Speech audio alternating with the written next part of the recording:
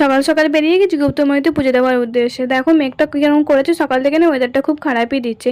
তো বৃষ্টি খুব পড়ছে, ভাবছিলাম তো যেতে পারবো না, কিন্তু একটু ওয়েদারটা ভালো হতে বেরিয়ে পড়েছি। দেখো বাসে উঠেও পড়েছি, দিয়ে নেমে পড়েছি হচ্ছে গুপ্তময়ূরীতে। দেখো পৌঁছেও গেছি, এই দেখো মন্দিরটা। তো পুজো দিয়ে তাড়াতাড়ি আমরা হচ্ছে বাসে উঠে পড়েছি, কারণ কি মেঘের কোনো ভরসা নেই, এক্ষুনি বৃষ্টি নামতে পারে। তারপর আমরা বাইরে খাওয়া দাওয়া করে নিয়েছি, তারপর বাড়ি চলে এসেছি। তো বিকেলবেলা হচ্ছে একটু ঘরটা ঝাঁট দিয়ে দিচ্ছে, আর বিকেলবেলা প্রচুর বৃষ্টি হয়েছে। হচ্ছে এত বৃষ্টি পড়ে পুরো জল জমে গেছে। দেখো আর এপাশে হচ্ছে প্রচুর আমও পড়েছে। আমি গিয়ে দেখি বাইরে হঠাৎ করে আম পড়ে আছে দুটো। তো এই দেখো আমগুলো আমি তুলে নিয়ে এসেছি।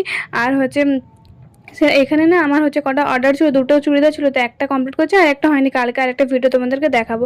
তো এই দেখো পুরোটা কমপ্লিট করে নিয়েছি, প্যান্ট আর কুর্তিটা। এই যে কুর্তিটা সামনে হচ্ছে পান পাতার শেপ দিয়েছি, আর পেছন দিকে হচ্ছে গোলেই লটকানটা একটু দুটো করে লটকান দিয়ে দিয়েছি। আর হচ্ছে এই দেখো প্যান্টটাও আমি দেখাচ্ছি, প্যান্টটা দড়ি দিয়ে দিয়েছি। আর নিচে হচ্ছে দেখো কতগুলো কুচি পড়েছে, 2 মিটার কাপড় ছিল, কিন্তু কুচিটা ভালোই পড়েছে। আর বক্রমটা দিয়ে দিয়েছি। কেমন লাগছে কমেন্টটা অবশ্যই জানিও।